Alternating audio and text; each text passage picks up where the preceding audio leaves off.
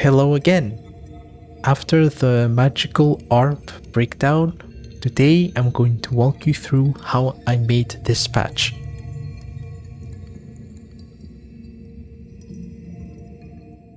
Okay, so I'm going to structure this tutorial differently, meaning instead of showing you the whole thing from top to bottom, I'm going to start from the very bottom to the top. So the idea for this patch is very simple, and the patch itself is also very simple. The idea was just plucked additive noise. That's it. And I have used Harmor to do that. If you did not know, Harmor is an additive synthesizer, one of the best out there. By default, when you open Harmor and you play a sound, it's just a saw wave. But down here, you can change the partial pitch distribution from hertz to octave. And now you get this. Now this is additive noise.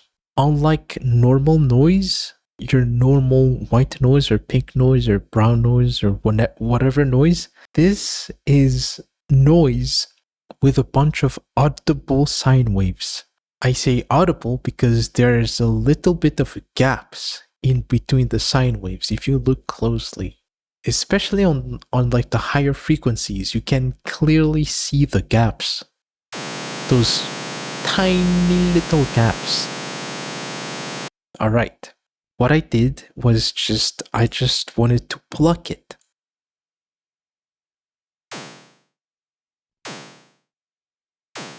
And that is pretty much the patch. That's the idea. So first, I wanted to be able to randomize the attack and the decay, so that every single time I press a note, it's going to be different every time. The attack is going to be different and the decay is going to be different as well. I used an envelope controller and I disabled the envelope because we're not going to use the envelope. We're going to make it so that each note down here, each note is going to have its individual attack and decay value. And we can do that by utilizing the note X modulation and the note Y modulation. So I'm going to activate the attack and the decay. Alright, so this is the attack and this is the decay. And now we're going to activate on the envelope controller first and second articulator. And we're going to link the first articulator to the attack. And we go into the envelope controller, we go to modulation X mapping. And now we're going to make sure that this value is at the lowest to the highest. Not quite the highest, because when it doesn't have transient, it doesn't have to be a completely washed up sound. We need the lowest value because we need a lot of transient. And this range is essentially this range, 50%. If I were to have it up here and have the value of X at the max, it's going to be super duper washed up. Way too much. So we need it to be in the middle. So lowest value, a lot of transient. Highest value, which is 50%, which is in the middle. Washed, but not too washed.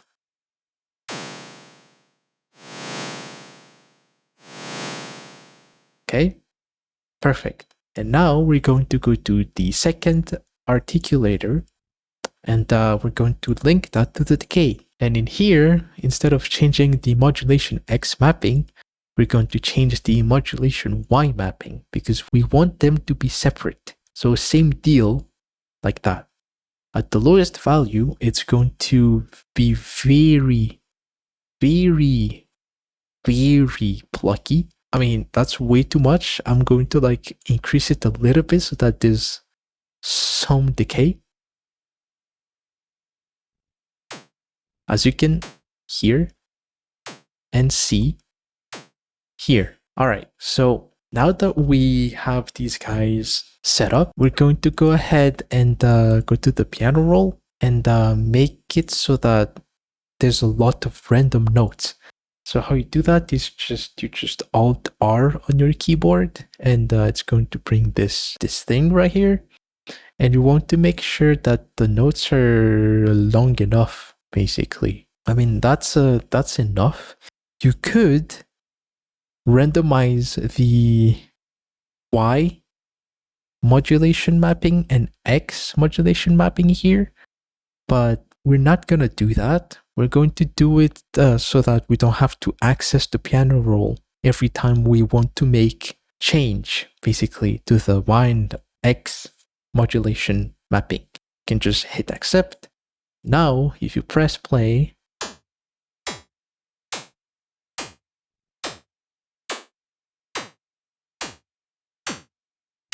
it's a little quantized, almost. To make it not so quantized, I used a VFX script, and I used this preset on ARP. I mean, it's literally called arpeggiator.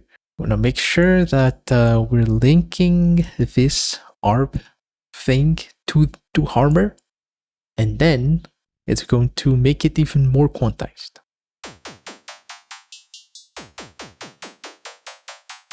But we don't want it to be like that. We want this random first, and we want to also randomize the speed and the duration. So I'm gonna change the phase on this and also make them a little slower. All right.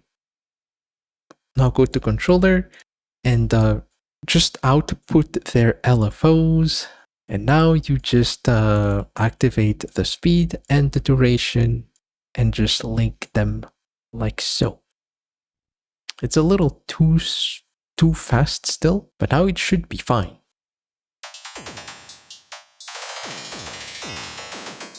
It's still a little too fast, so make them a little slower.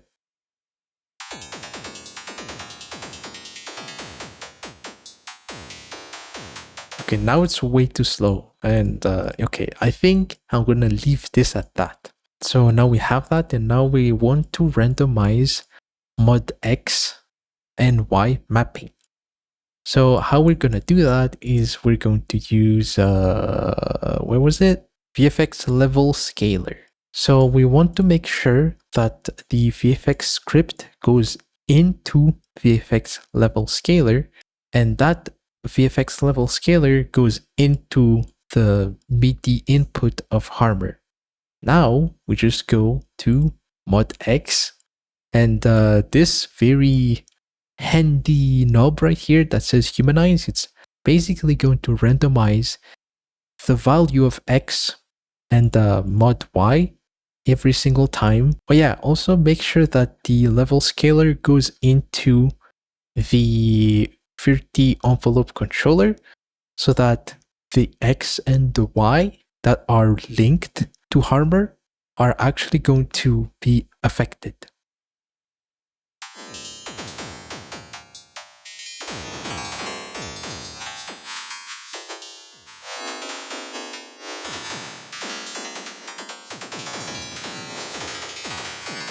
And that's basically how I made the patch. Of course, it's a little too fast still. To make sure that it's not going too fast, we have to like make sure that the max value of the duration knob right here is not too high. So we're going to decrease the volume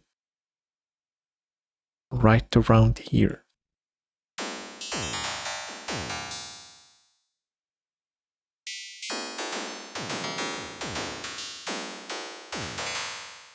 And now you have a very metallic, plucky kind of a situation going. Here is actually the main patch.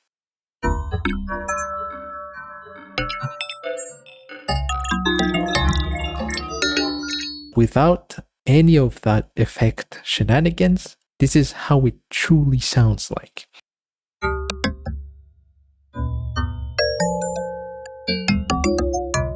first thing I did was I went to the timbre 1 and the 2 mix. So this one is kind of like, it changes the sound from having more saw harmonics to a more square-ish kind of sound. If we go to our silly little patch here, if I were to like change the timbre mix to the other side, as you can see up here, the gaps are even more noticeable.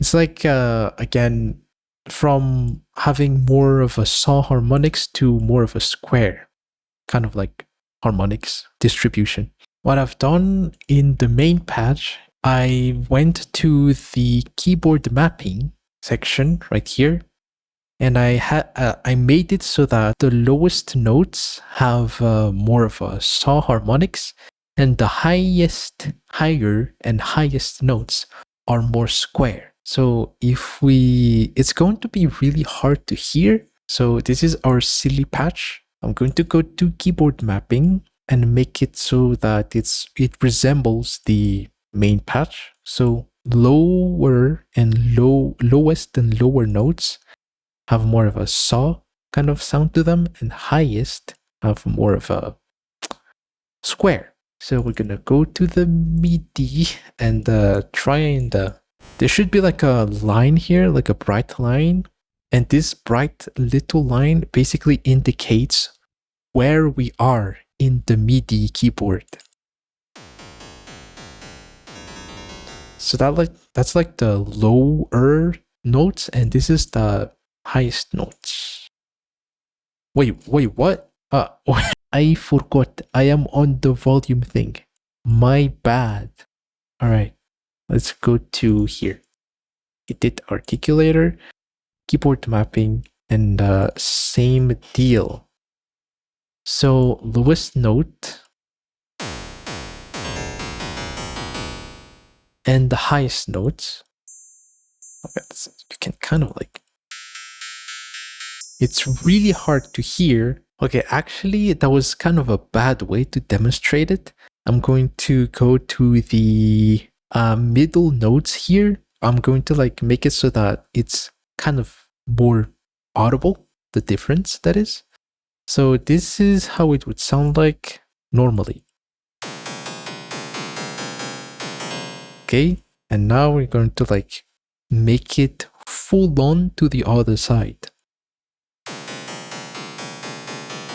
Okay, so I just noticed something while I was messing around. I think I did I didn't do it very well on the main patch.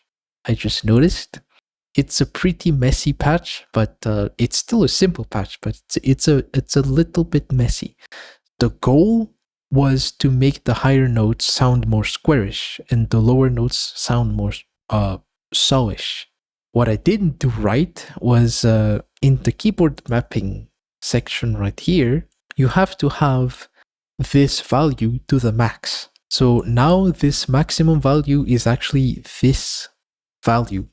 Like right now we have it on the max value, and this is the max value. So if we were to play a normal note, it should sound very squarish. Yes. And if we have this to the lowest value, and this is now the lowest value, but we need to like make sure that this knob stays on top so that we can basically play with the ranges between the lowest value to the highest value. It's weird how it works in Harmor, and I still don't quite understand how it works, but we're both learning, you and I, in this very video. So now we have it on the lowest value, and now it should sound sawish. Yes. On the parameter you want to have those changes applied, you have to have that parameter to the maximum value. And now if you want to do something in the drop-down menu, like you want to control it basically, you can go like this. So lower notes, saw harmonics. Highest notes, square-ish harmonics. Yes. Yes, exactly. So I'm going to go to the main patch and basically change that. I'm going to change it like this. Hopefully, that's going to do something. I mean, it's going to do something, obviously. That's it. And it makes sense to do that because we have a lot of random notes and it ranges from like very low notes to very high notes. So doing some keyboard mapping action, it makes sense basically. So now it sounds like this.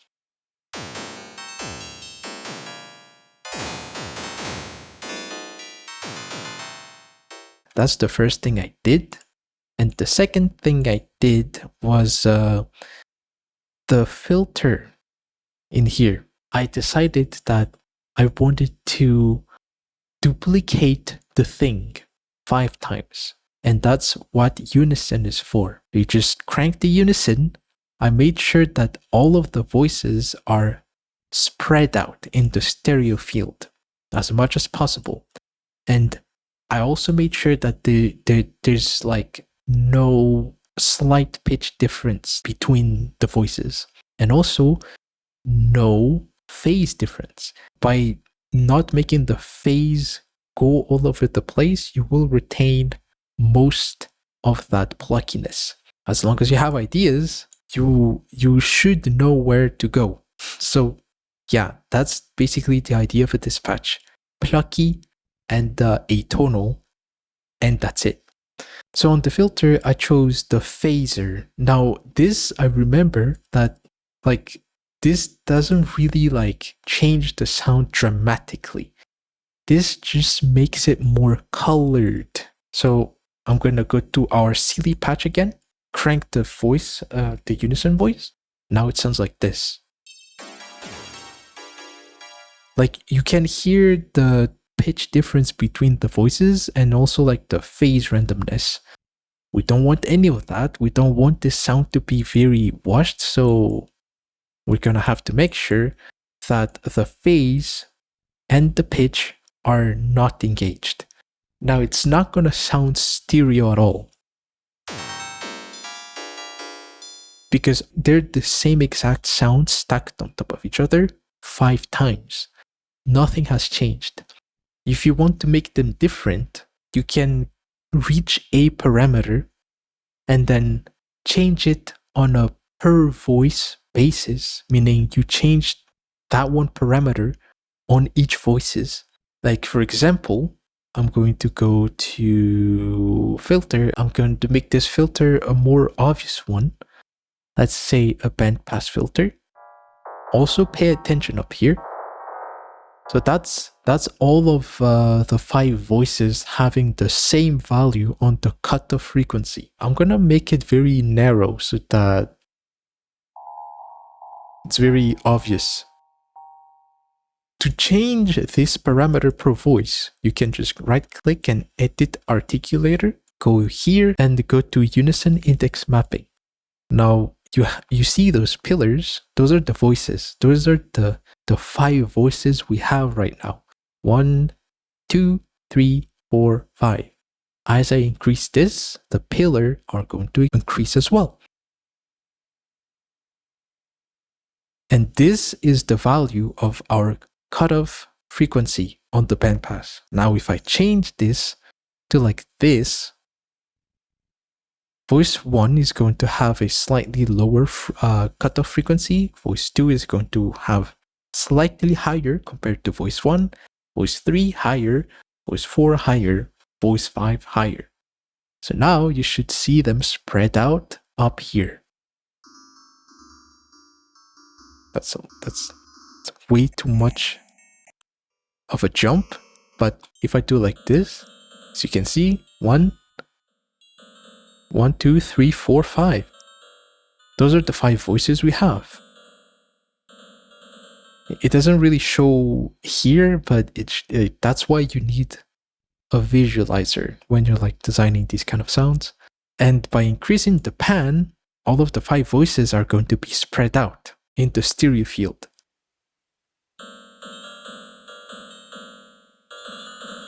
So it doesn't matter if you have like 0 pitch difference and 0 phase difference on a sound. Those aren't really the only way to make a sound wide. You could just have the pan of the unison voice to the max and just alter one parameter, change that parameter per voice, and you're going to have a wide sound. So instead of using a bandpass, I used a phaser. And I don't really remember what I did on the phaser. Oh, I just like full on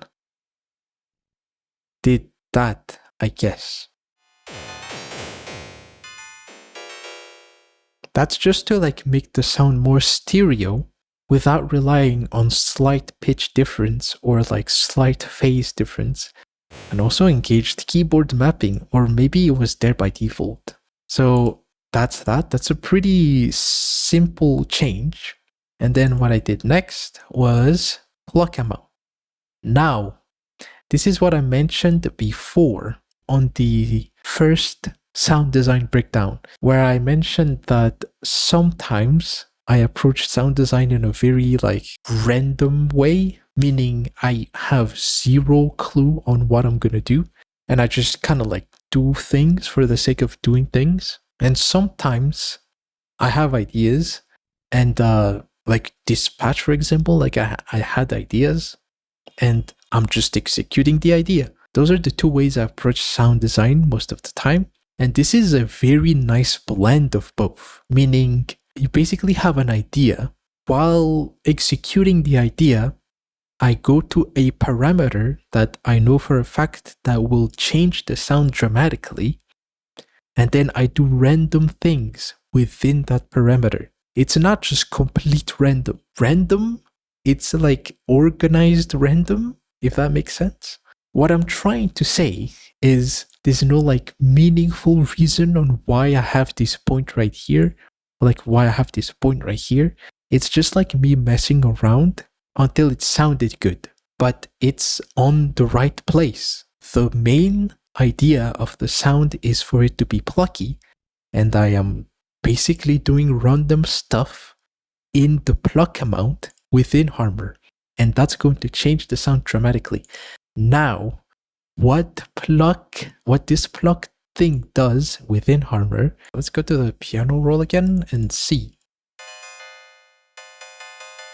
That's the sound without any pluck engaged. Now if I engage the pluck, it's going to make it even pluckier.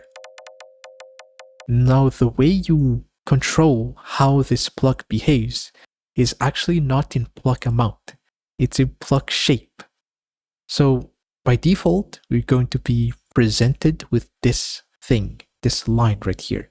This is basically telling us that the higher harmonics, or like the higher partials, are going to decay much faster than the lower partials. And you can see it on the graph right here. Like you can see here that like the higher partials are like much shorter, a lot shorter than the lower partials. Knowing that, we can basically make the higher partials decay just as much as the lower partials. Now we should get a more evenly plucked sound, if you will. Exactly like the original sound, actually. Now if I do like the opposite thing here, where the lower partials decays much faster than the higher ones, we should get a weird sound. It's a very strange sound.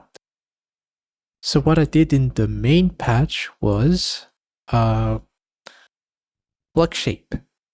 Again, it's not like there's like a very meaningful decision on why I have like the lower partials decay slower than like the lower mid, doing random things, but at the right place. Let's do something completely strange and yeah, into the silly patch. And now it should sound like this. Like it sounds very metallic. Now I'm going to play the thing.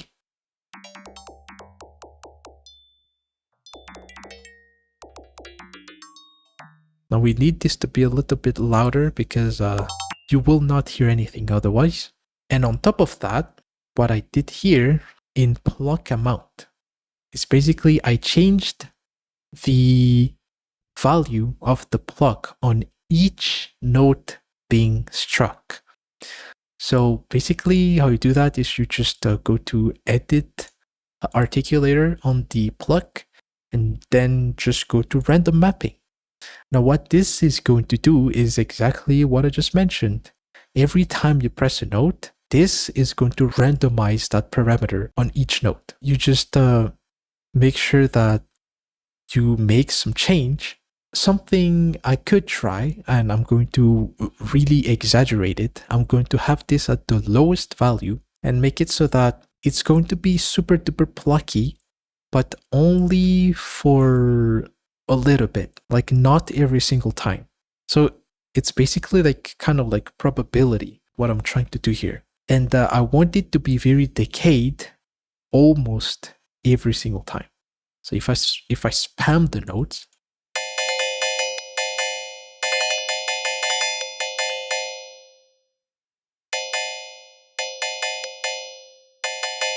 as you can see and hear, it kind of like does it, but it's kind of like overlapping with the volume thing we did here. And part of it is because we have like release. We also have release on the sound, on like the volume. So that interaction is very interesting and makes the sound almost real. This is basically me exaggerating the effect, but in the main patch, it's more like it's more gentle, but you can make it super exaggerated if you want. That's the pluck. And the next parameter is phaser offset. So after doing the pluck thing and the volume thing and the filter thing, volume thing was just to make it plucky and whatnot, and the pluck is to make the plucky behavior more interesting, and the phaser is just to make the sound have a stereo image.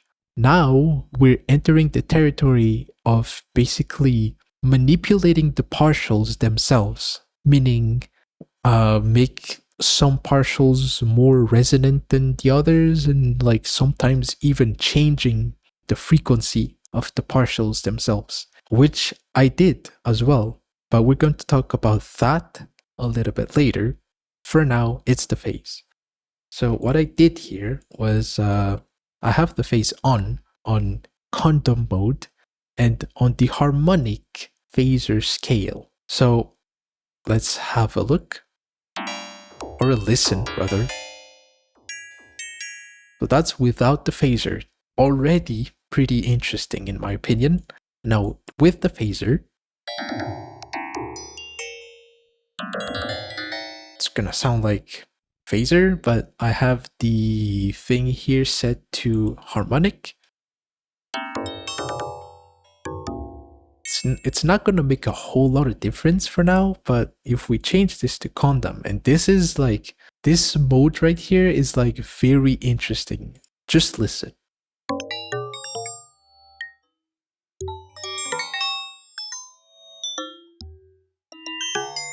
Like, it's very narrow. Like the filter cutoffs are very narrow and you can hear the effect.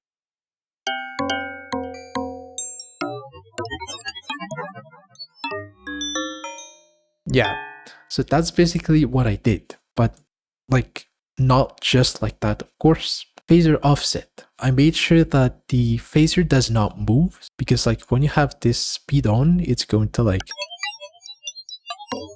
do that like sweeping motion. But if you have it on like off, it's going to stay and not move. But you can still control the offset so that it moves, but you're moving the thing. It's not moving on its own. Like so. And what I did was I just changed the phaser offset per voice because it's on the unison index mapping. So we're going to the unison index mapping and we're going to do the thing.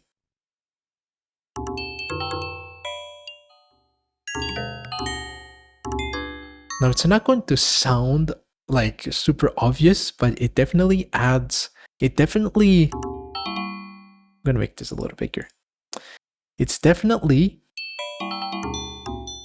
amplifying certain partials and attenuating certain partials, as you can see here. Like some are quiet, like this one right here, like the higher ones, and some are amplified. We're basically playing with the contrast between the partials using the phaser. Oh yeah, I also did something. This is something that I have activated very late in the process of making this patch. This is basically making the randomized parameters random, not only per note, but also per unison voice. So like each unison voices are going to have different parameters on the randomized parameters. For example, like this phaser cutoff frequency thing right here, we have, do we? I think no, we don't. I think it's in the plug shape. Yeah, it's in the plug shape. So this right here on the random mapping, each nodes that we have on the piano roll have 5 instances of them. So by setting this randomness to a per unison voice, each notes are going to have a different value. So that's a lot of information. Like that's a lot of information, like one note having 5 versions of itself, and that each 5 version of itself has different pluck profile on each and one of them. And also, I think I enabled this. Yeah, I did. I don't really know what this does, but I just enabled it. Next, we're going to talk about harmonic clipping threshold. So this thing right here is basically like spectral clipping to make it short. It's like spectral clipping. The default configuration is on clip. So this is like a threshold basically. If you set it down, the more it's going to clip it.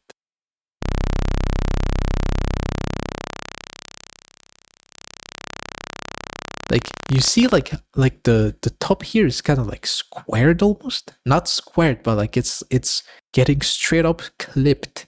And you have different modes. You have different configuration instead of just like typical clipping. You also have something like subtraction, which is what I have used on the main patch right here. Now this is going to act more like a spectral gate. Of course, it's not going to make any sound because, again, you have to remember to consider this as the threshold. So this is how it sounds like. I'm going to slowly increase the threshold. And the frequencies above that threshold are only the ones that are going to be played.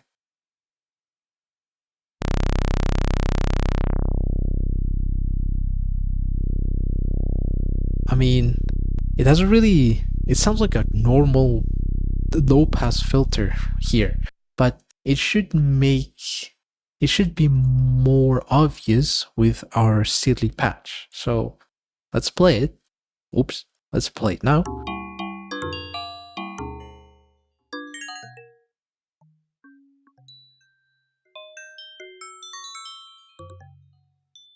Like the partials are now even more thin compared to...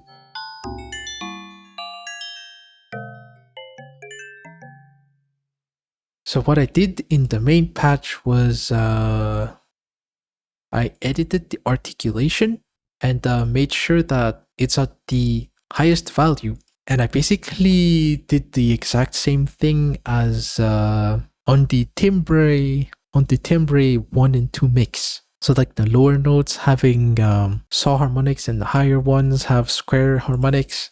It's the same thing I did on the harmonic clipping threshold. In this case, I have it so that the lower notes aren't too thin and the higher notes are more and more thin. So we can try that here. And then keyboard mapping. And you can see the notes bouncing around. Have this on the maximum value, and now we can make changes.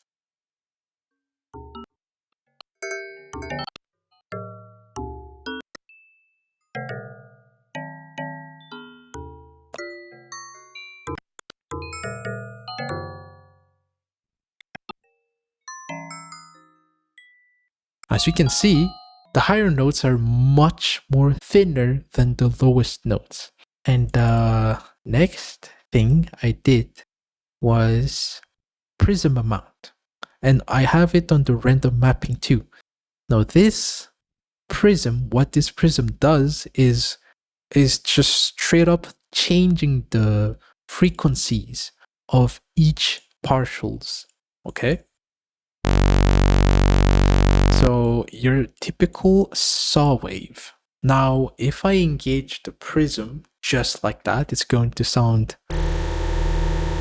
very strange. That is because if we go to the thing here and go to prism amount, I think harmonic prism, yeah. This is going to be the shape of the thing by default. But if we have this like on a flat line, nothing's gonna happen. Oops. Yeah, it's going to be like a normal saw wave. But the moment I try and do very specific changes, such as I want this partial, like the partial around this area, shifted up or down. As you can see, I'm changing it in real time, and you can see the change in real time. We can directly change where each partials are located. And we can have it like on the plus or on the multiply. This is going to exaggerate the effect even more. As you can see, like I changed it so that all of the high partials are shifted downwards. And there's like nothing up here. All of them, like all of the high stuff are shifted down here.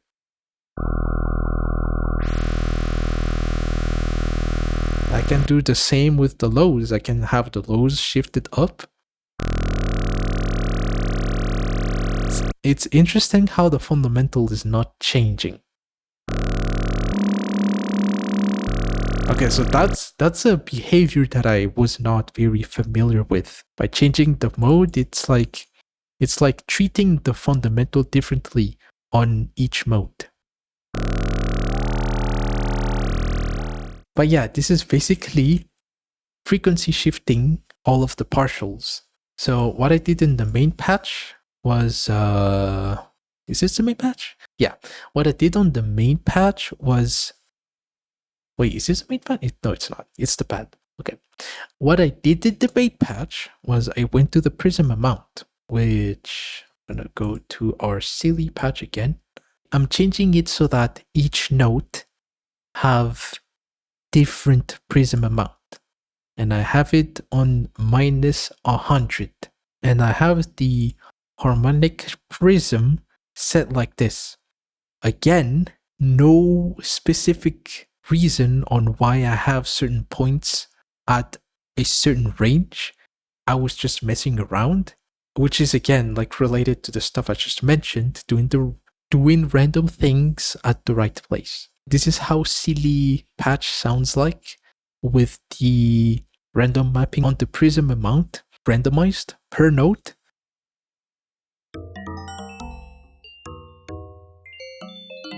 If I were to make some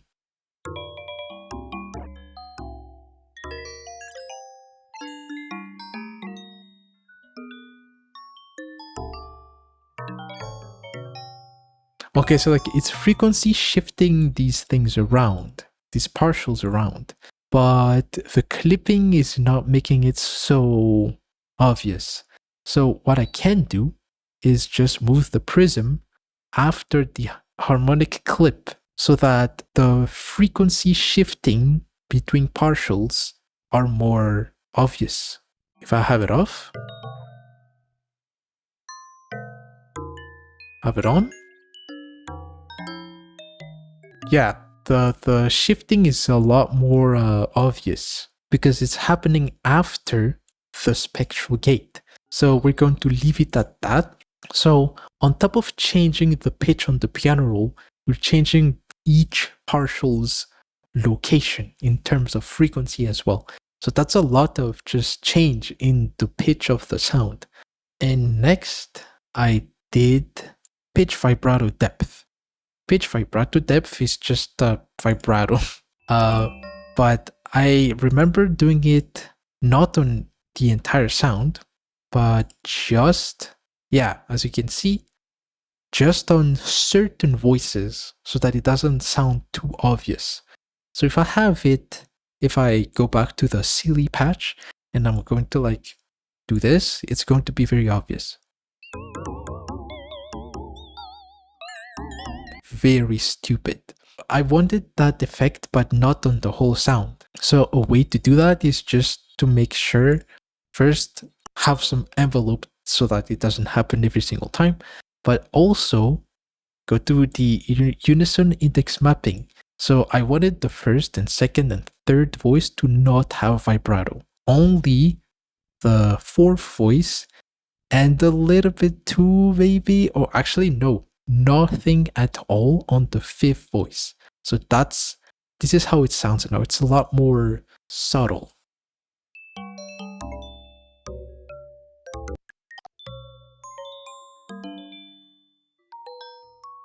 Like it's doing it, you can almost not hear it, but it's doing it.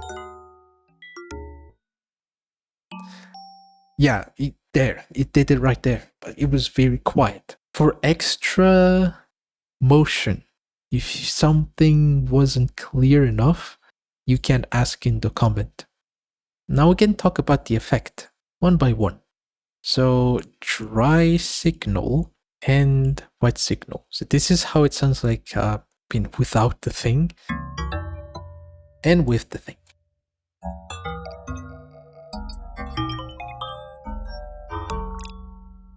So what I did here wasn't the deepest thing. Like again, this is a very simple patch. So there's like two effect chain going on here. First one is transporter. So the purpose of this first effect chain is to make it more roomy. But instead of just using a reverb, like a Lux verb in this case, I used transporter before the reverb to make it sound more special before the reverb, instead of just like the plain dry sound.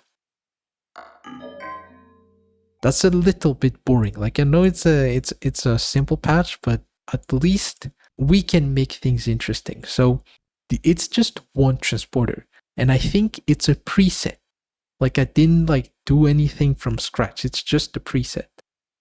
And I modified just a little bit of it, which I don't remember what I did, but it's just a preset. So this is how it sounds. This is how transporter sounds like.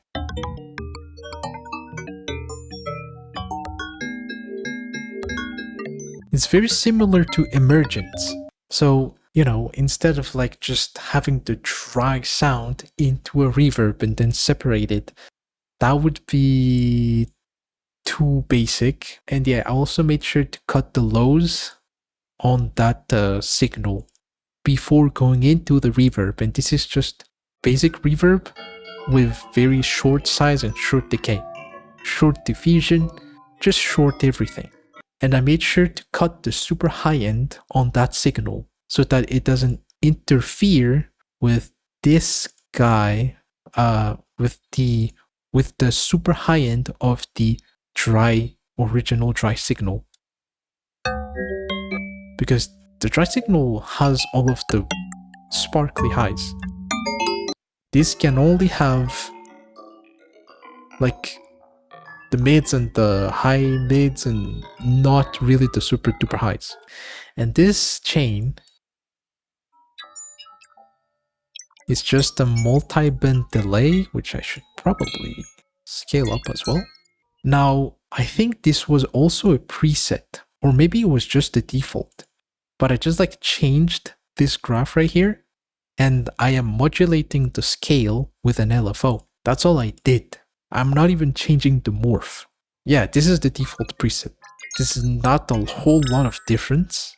The only one that I have modified was the first bank, and I'm not modulating the morph. I'm modulating the scale. I haven't used this plugin enough time to tell what scale is doing, but it changed the sound in a very cool way. And I only modulated this one. I didn't want to modulate a whole bunch because I didn't want to do too much to a point where the original dry signal is going to be masked by the effects. I only wanted these effects to do very minor things and not a whole bunch of things. And oh, this is a big one. I think this is set to gentle by default. Yeah, and I just changed it to linear phase mode, and that's why it sounds so sploinky. Steep is also pretty sploinky, but linear phase is just like the sploinkiest of the sploink. And then I am basically layering that whole thing, like the first effect chain and the second effect chain, with the dry signal. I am doing a very like light EQing.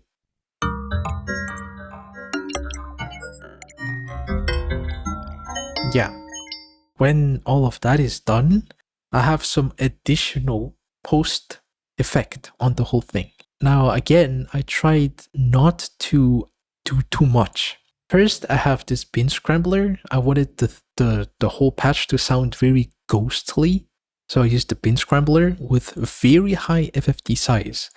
Now, if you're not familiar with spectral effect, most of them will allow you to change their FFT size. The lower the FFT size, the more detailed the sound is going to be, and the higher the FFT size, the more smeary the result is going to be. So I wanted the sound to have a very ghostly kind of like texture to it, so I went with a very high FFT size. Yeah. But not too much, because like that's just way too ghostly.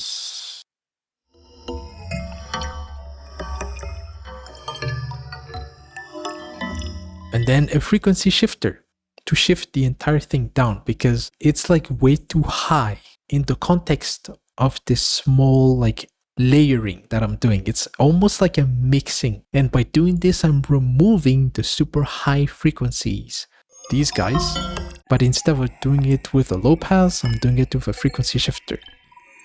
Sounds more natural. Also changes the timbre of the sound quite a lot. And now I have a patcher right here, and this is just for space. Again, to make it so that it fits to this small ambient thing that I just did. It's mixing, basically. I'm mixing this bell sound so that it fits to the rest of the thing. Like with the pad and like with this very atonal rumbly sound. This, however, this very first chain is pretty interesting, so I'm gonna talk about it. This is just a delay. And this is a preset. I didn't do anything to this. This is just the preset I chose.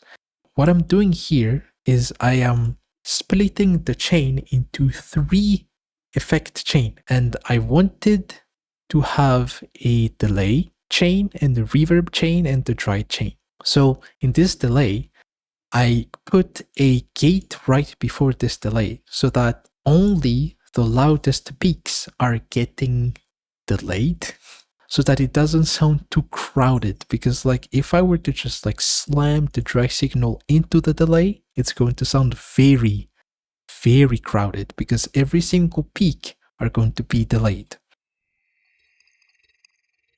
So, as you can hear, like, yes, it sounds good and whatnot, but with everything else, it's too much. So by limiting the amount of peaks that goes into that delay, that's gonna make it sound more not too crowded. As you can see, it's not every time, only sometimes. And only that peak is going to be delayed. And the reverb is just the reverb.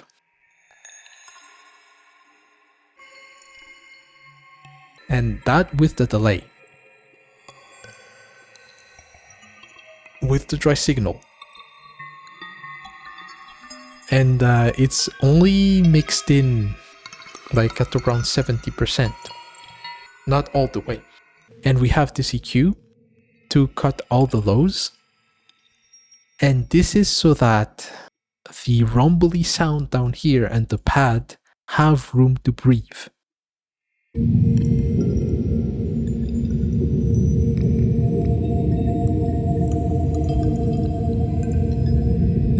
And yeah, that is the sound.